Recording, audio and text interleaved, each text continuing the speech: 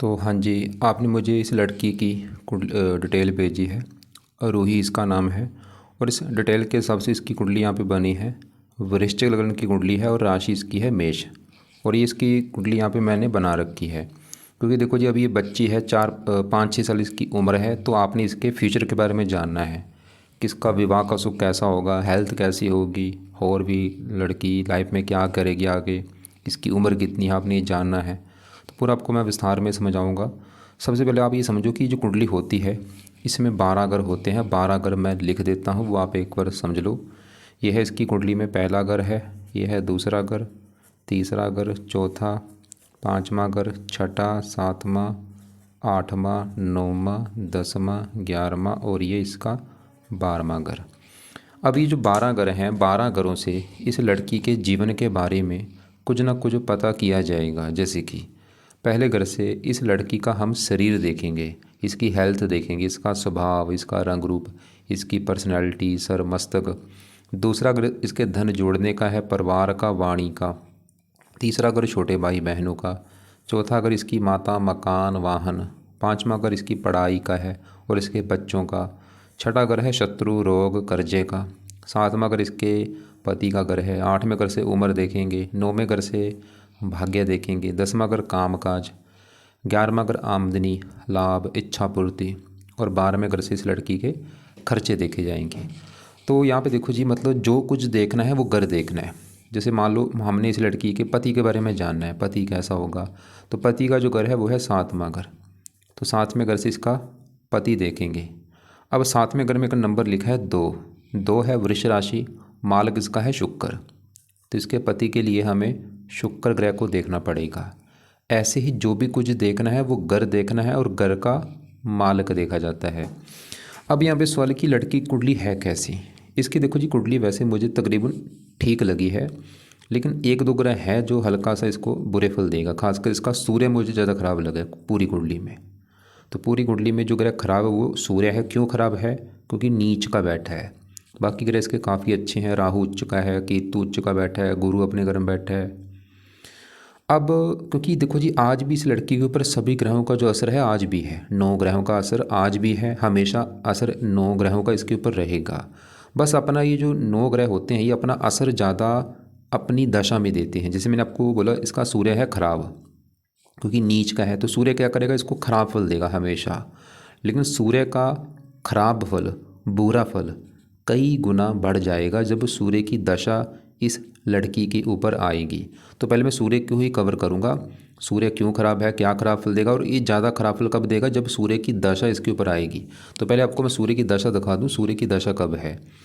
तो यहाँ पे देखो जी, दशा जैसे अभी इसके ऊपर आज बड़ी, इन ग्रहों में से आज इसके ऊपर असर है बड़ा शुक्र ग्रह का, क्योंकि शुक्र की चल रही है बड़ी महादशा।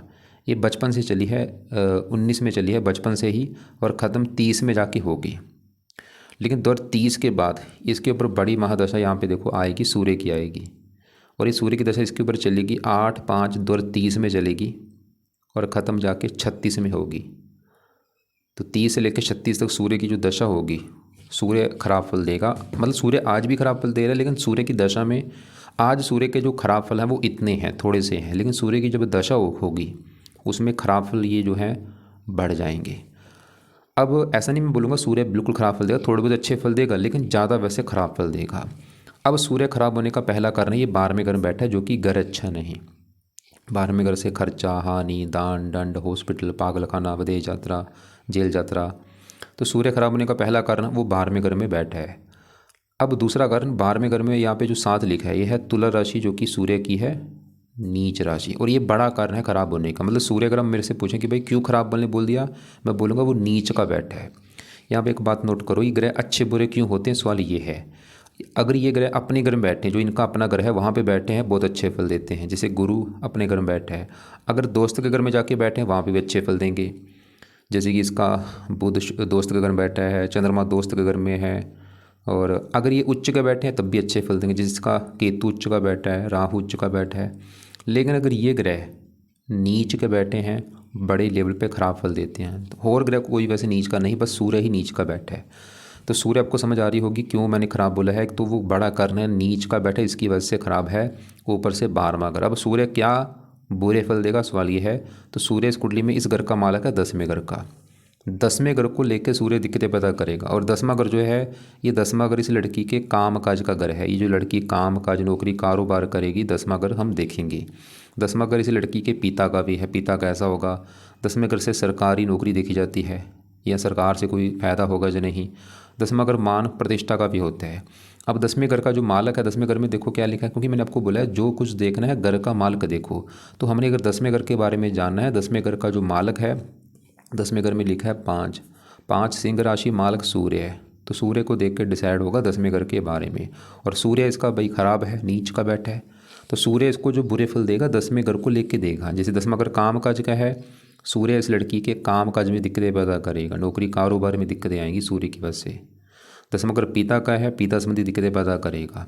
पिता संबंधी दिक्कतें का मतलब ये है, या तो पिता बीमार होगा, या पिता से बनती नहीं है, या पिता की सपोर्ट नहीं मिलती, या पिता को कोई बार कष्ट भी होता है। पिता 10वां घर सरकार का है, सरकारी नौकरी नहीं लगी इसकी लड़की की, उल्टा कभी सरकार से दिक्कतें भी आती हैं।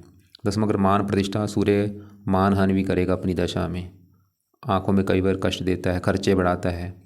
तो यहाँ पे आपको मेरी समझ आ रही होगी बात। ये मतलब दिक्कतें हमेशा रहेंगी, लेकिन सूर्य की दशा में दिक्कतें बढ़ेंगी, जो अभी आपको मैंने दिखाई थी दशा कब है। लेकिन अगर आप चाहती हैं, आपने बोला था आपकी बेटी है, अगर आप चाहती हैं कि सूर्य का बुरा फल आपको आपकी बेटी को ना मिले, तो सूर्य के देखो जी उपाय जो है वो करवाने हैं जब सूर्य की आगे दशा आएगी 30 के बाद। तो क्या उपाय हैं वो यहाँ पे मैं लिख देता हूँ। तो सवाल कि अभी उपाय करने हैं या नहीं, अभी वैसे आप देख लेना, लेकिन सूर्य की दशा में उपाय जरूर कराने हैं। तो पहला जो उपाय है, ये लड़की ने सूर्य की जब दशा चलेगी, सूर्य को जल देना शुरू करना है सूर्य की दशा में। दूसरा उपाय, सूर्य का दान करना है उस समय सूर्य की दशा में, संडे के दिन।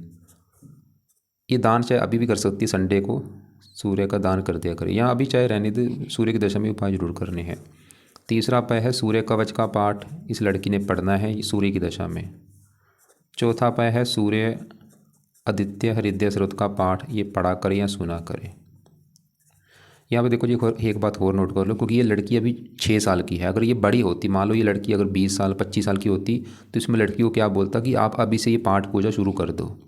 मतलब ये आप ऐसा करना, जब ये लड़की बड़ी हो जाएगी 8-9 साल के बाद, 10 साल के बाद, तो ये पाठ पूजा इस लड़की को बोल देना पढ़ने के लिए, मतलब पढ़ती रहे, चाहे लाइफ टाइम पढ़ ले। अभी तो क्योंकि पढ़ नहीं सकती, बच्ची है देखो। लेकिन तो ये पाठ मैंने क्या बोला है, एक तो बड़ी होने के बाद भी शुरू करा देना, और वैसे भी इसकी जो दशा जब आएगी 30 के बाद, मतलब 30 के बाद शुरू करा ही देना, क्योंकि आगे दशा होगी सूर्य की। तो सूर्य के लिए, सूर्य को जल मैंने बोला है, जल देना है सुबह के टाइम रोजाना। दान संडे को, सूर्य कवच का पाठ पढ़ना है या सुनना है सुबह के टाइम, चाहे पढ़ ले चाहे इसको सुन लिया करे। और सूर्य आदित्य हृदय स्रोत का पाठ पढ़ना है या इसको सुना करे सुबह के टाइम। ये तो इस सूर्य की बात। अब इसके बात करते हैं दूसरे ग्रहों की बात करते हैं, जैसे कि इसका देखो जी यहाँ पे मैं ये गुरु की बात करता हूँ। पहले गुरु कहाँ बैठा है, देखो गुरु के साथ शनि केतु 3 ग्रह बैठे हैं दूसरे घर में। तो पहले समझो दूसरा घर किसका है। दूसरा घर इस लड़की के धन जोड़ने का घर है, कि लड़की लाइफ में कितना धन जोड़ेगी, दूसरा घर देखेंगे। दूसरा घर इसके परिवार का भी है, परिवार इसका कैसा होगा, वाणी कैसी होगी, खाना पीना, और भी काफ़ी चीज़ें जो हम दूसरे घर से देखते हैं। और यहाँ पे देखो जी फार्मूला आपको वही है, घर का मालक देखो बस। अब दूसरे घर का जो मालक है, दूसरे घर में लिखा है 9 है धनु राशि, मालक इसका गुरु देखना पड़ेगा कि गुरु कहाँ बैठा है भाई। अब गुरु कहाँ बैठा है, इसी घर में बैठा है। और ये एक बहुत बड़ी अच्छी बात है, इसका गुरु है बहुत अच्छा, बड़ी लेवल पे अच्छा है। क्यों? क्योंकि वो दूसरा घर गुरु का ही घर है, अपने घर में बैठा है, अपने घर में बैठा है, इसकी वजह से अपने घर का अच्छा करेगा। और गुरु इस कुंडली में योग कारक भी है। अब गुरु दूसरे घर का कारक भी होता है, कई कारणों से गुरु अच्छा है, गुरु के अच्छे फल देगा। दूसरा घर धन का घर है, गुरु ये दिखा रहा है कि लड़की काफ़ी धन जोड़ेगी, काफ़ी इसका बैंक का बैलेंस होगा, इसके पास धन की कमी नहीं रहेगी। दूसरा अगर परिवार का, गुरु इसको परिवार का सुख अच्छा देगा। दूसरा अगर वाणी का, इसकी वाणी भी अच्छी होगी, वाणी में धार्मिक धर्म झलकेगा, मतलब धार्मिक वाणी बोलेगी। और गुरु एक और घर का मालक है, वो है ये 5वां घर। और 5वां घर इस लड़की की संतान का घर है, इसके जो बच्चे आगे होंगे 5वें घर से देखेंगे। 5वें घर में 12 लिखा है, मालक गुरु।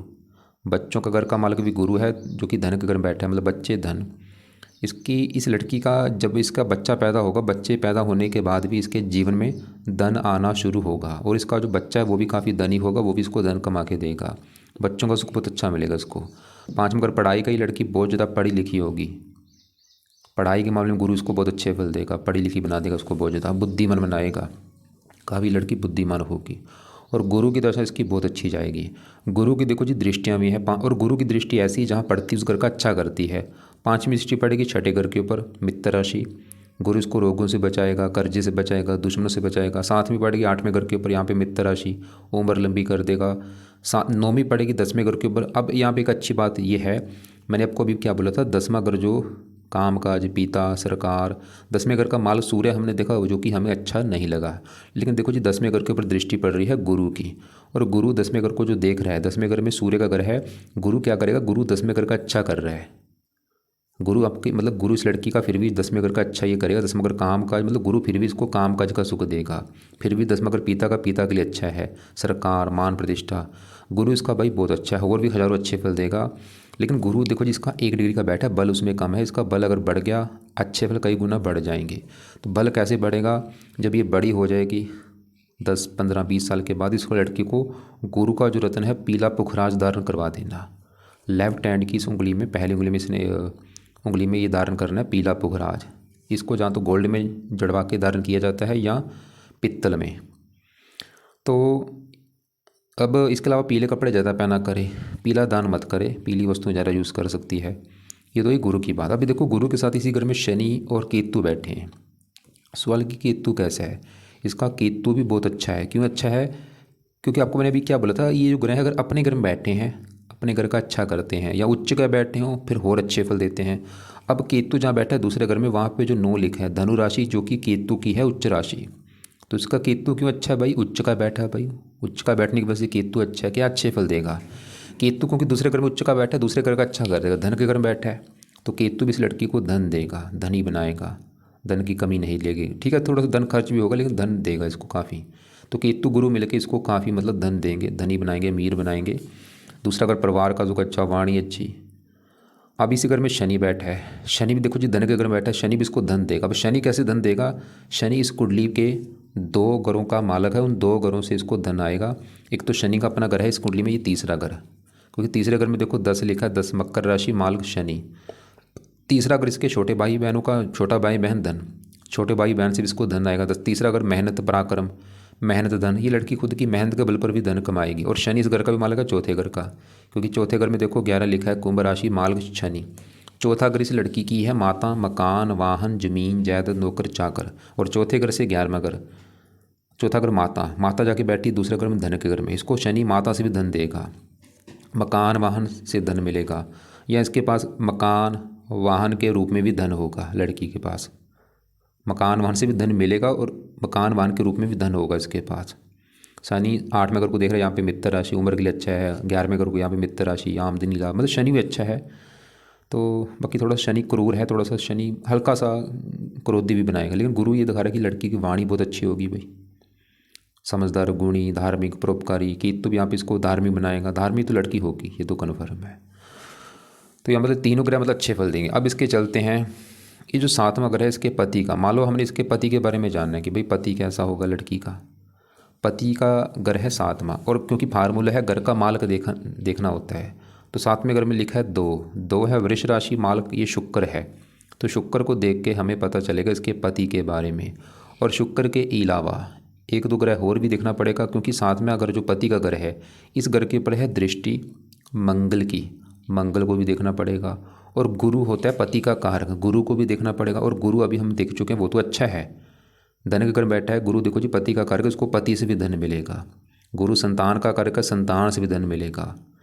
अब पति घर का मतलब शुक्र की मैं बात करूं, शुक्र बैठा है पहले घर में, और अपनी 7वीं दृष्टि शुक्र ने यहाँ से डाली अपने घर के ऊपर, 7वें घर के ऊपर। तो शुक्र करेगा 7वें घर का बहुत अच्छा, क्योंकि अपने घर को देख रहे 7वीं दृष्टि से। तो शुक्र ये दिखा रहा है इसको पति का सुख अच्छा मिलेगा। और पति और शुक्र इसके देखो जी पहले घर में बैठा, पहला घर सबसे मेन घर है। जैसे मैंने 12 घर बोले कि 7वां घर इसके पति का है, 5वां बच्चों का, चौथा माता का, तीसरा छोटे भाई बहनों का। ऐसे जो पहला घर है, ये पहला घर इस लड़की का घर है। ये लड़की जो है वो कैसी होगी, स्वभाव रंग रूप इसका कैसा, सर कैसा, पहला घर। और पहले घर में 8 लिखा है, मालक मंगल, मंगल को देख के डिसाइड होगा इसके बारे में। और मंगल के अलावा क्योंकि पहले घर में शुक्र बैठा है, शुक्र को भी देखना पड़ेगा। अब शुक्र पहले घर में बैठा है मंगल घर में, और मंगल को अपना मानता है दुश्मन। लेकिन यहाँ पे एक अच्छी बात है कि शुक्र बैठा है मंगल घर में और यहाँ पे मंगल बैठा है शुक्र घर में। इसे कहते हैं स्थान परिवर्तन जो हुआ है, मतलब एक दूसरे घर में बैठे, इसकी वजह से शुक्र भी यहाँ पे अच्छे फल देगा और मंगल भी। अब शुक्र एक तो अपने घर का अच्छा करेगा ही, क्योंकि अपने घर को देख रहा है, पति घर को, और शुक्र पहले घर का भी अच्छा कर देगा, मतलब शुक्र के गुण इस लड़की में पाए जाएंगे। शुक्र की वजह से ये लड़की सुंदर होगी, आकर्षक होगी। शुक्र क्योंकि 12वें घर का भी स्वामी है। लड़की अपने खुद के ऐशो आराम के ऊपर भी धन खर्च करेगी, घूमने फिरने, खाने पीने के ऊपर, अच्छे कपड़े पहनने के ऊपर अपना धन खर्च करेगी। और शुक्र की चीज़ों में इसकी काफ़ी रुचि होगी। ऐसे लोग फिल्म इंडस्ट्री जुड़े कामों में भी रुचि होती है, संगीतकार, अभिनेता, डांस, चित्रकार, ब्यूटी पार्लर, मैरिज ब्यूरो, विवाह से संबंधित काम, रेस्टोरेंट, ऐसे मतलब शुक्र के जो काम है उनमें रुचि पैदा करेगा शुक्र। गीत संगीत के संबंधित रुचि इसकी जरूर होगी। ऐसे लोग कवि होते हैं, लेखक होते हैं, संगीतकार होते हैं, एक्टर होते हैं, फिल्म इंडस्ट्री जुड़े काम करते हैं। शुक्र अधिक उम्र होने पर भी इसको जवान बनाए रखेगा, मतलब जितनी मर्जी उम्र हो जाए ये शुक्र इसको जवान ही रखेगा बना के। शुक्र ही अधिकार है, तो शुक्र भी अच्छा है। और अपने घर को देख रहा पति के लिए अच्छा है, पति भी इसका सुंदर होगा क्योंकि शुक्र सुंदरता का कारक है। तो इसके देखो जी, हम सूर्य देखा जो कि हमें अच्छा नहीं लगा, बाकी शनि ठीक है, गुरु केतु ठीक है, शुक्र भी ठीक है। अब इसका राहु बैठा है 8वें घर में। देखो जी, राहु 8वें घर में जब भी होता है दिक्कतें पैदा करता है, लेकिन 8वें घर में जो 3 है ये है मिथुन राशि, जो कि राहु की है उच्च राशि। तो ये यहाँ पे एक बड़ी अच्छी बात है कि राहु उच्च का बैठ चुका है तो मतलब 8वें घर में राहु बुरे फल देता है, लेकिन उच्च का बैठा है, इसकी वजह से राहु अच्छे फल ही देगा। क्योंकि मैं फिर आपको बोल चुका हूँ ये जो ग्रह हैं, क्योंकि देखो कोई भी इंसान लगा लो, मान लो मैं ही हूँ, अगर मैं अपने घर में बैठा हूँ, मैं क्या करूँगा, अपने घर का अच्छा करूँगा। ऐसी ग्रह हैं, अगर अपने घर में बैठे अच्छा करते हैं, अपने दोस्त के घर में जाके बैठे हों वहाँ पे भी अच्छा करते हैं। तो राहु कई प्रकार के अच्छे फल देगा, उम्र के लिए बहुत अच्छा है, उम्र इसकी लंबी कर देगा। लेकिन राहु एक बुरा फल यहाँ पे जो देगा वो अपनी दशा में, खासकर जब भी कभी राहु की छोटी बड़ी दशा होगी, थोड़ा सा हेल्थ ख़राब कर सकता है, हेल्थ में दिक्कत आना, पेट में दिक्कत कोई आना राहु की दशा में। 3 दृष्टियाँ, 5वीं यहाँ पे, 7वीं यहाँ पे, 9वीं यहाँ पे। अब इसके बढ़ते हैं यहाँ पे 6ठे घर में बैठा है चंद्रमा। ये है 9वां घर। 9वें घर से इस लड़की का भाग्य देखा जाएगा। भाग्य कैसा होगा इसका, 9वां घर, 9वें घर में 4 लिखा है, कर्क राशि, मालक, चंद्रमा। तो चंद्रमा से इसका भाग्य देखा जाएगा। और चंद्रमा बैठा है 6ठे घर में, घर अच्छा नहीं, लेकिन यहाँ पे बैठा है मंगल की राशि, मित्र राशि में। और चंद्रमा बचपन का कारक है। थोड़ा सा चंद्रमा मतलब ये दिखा रहा है कि इसका बचपन में थोड़ा सा भाग्य साथ नहीं देगा, मतलब शुरुआती जीवन होगा उसमें भाग्य किस्मत साथ ज़्यादा नहीं देगी। लेकिन जैसे जैसे उम्र इसकी बढ़ती जाएगी तो भाग्य ज़्यादा साथ देगा। और ख़ासकर अगर ये घर से दूर जाएगी, इसका भाग्य ज़्यादा साथ देगा। और इसकी कुंडली में मैंने देखा घर से दूर जाने के भी काफ़ी योग हैं, क्योंकि जो 12वां घर है ये विदेश का घर होता है। 12वें घर से वैसे काफ़ी ख़राब चीज़ें भी हैं, जैसे कि खर्चा, हानि, दान, दंड, हॉस्पिटल, पागलखाना, विदेश यात्रा, जेल यात्रा, हत्या, आत्महत्या। लेकिन विदेश ऐसी चीज़ें भी, अच्छी चीज़ें भी कुछ हैं 12वें घर से हम जो देखते हैं। अब 12वें घर में इसका देखो जी, मंगल, सूर्य, बुध, 3 ग्रह बैठे हैं। सूर्य हम देख चुके जो कि हमें अच्छा नहीं लगा, क्योंकि नीच का बैठा है। अब इसी घर में जो मंगल है, अब मंगल की मैं बात करूँ, मैंने आपको बोला था ये जो पहला घर है, पहला घर इस लड़की के बारे में बताएगा कि लड़की कैसी होगी, इसका शरीर कैसा होगा, स्वभाव रंग रूप कैसा होगा। अब पहले घर में क्योंकि 8 लिखा है, मालक, 8 का मालक है मंगल, तो मंगल को देखना पड़ेगा। मंगल कहाँ बैठा है, 12वें घर में, जो कि घर अच्छा नहीं। लेकिन मैंने बोला वहाँ पे मंगल शुक्र घर में बैठा है, जो 7 यहाँ पे लिखा है। और मंगल शुक्र घर में, शुक्र मंगल घर में, स्थान परिवर्तन जो हुआ है, मतलब मंगल तकरीबन अच्छे फल देगा, थोड़े बहुत बुरे फल देगा। वैसे त्रिकबक को स्वामी भी है, त्रिकबक को स्वामी त्रिकोण में बैठा है, सरल नामक विपरीत राजयोग बना है। मंगल इस लड़की का बड़े लेवल पे योग लेके बैठा है विदेश जाने का, क्योंकि पहला अगर शरीर उठ के चला गया, 12वां अगर विदेश। और ऐसे नहीं कि विदेश जाएगी, सेटलमेंट के भी योग दिख रहे हैं कि लड़की विदेश जाएगी, वहाँ पे सेटलमेंट भी इसकी हो सकती है, पक्की वहीं पे बसनीक हो जाएगी। और यहाँ पे देखो जी, विदेश का मतलब शास्त्रों में ये भी होता है कि अपनी जन्मभूमि से दूर जाना, मतलब इसकी जो जन्मभूमि है उससे दूर जाना। उससे मतलब ये चाहे मान लो दिल्ली चली जाए, चाहे चंडीगढ़ चली जाए, चाहे महाराष्ट्र चली जाए, या कोई दूसरी कंट्री में चली जाए। विदेश का मतलब ये नहीं होता कि कहीं दूसरी कंट्री में जाना, मतलब अपने देश में चाहे दूर चली जाए उसको भी विदेश कहा गया है। और इसको फायदा भी होगा।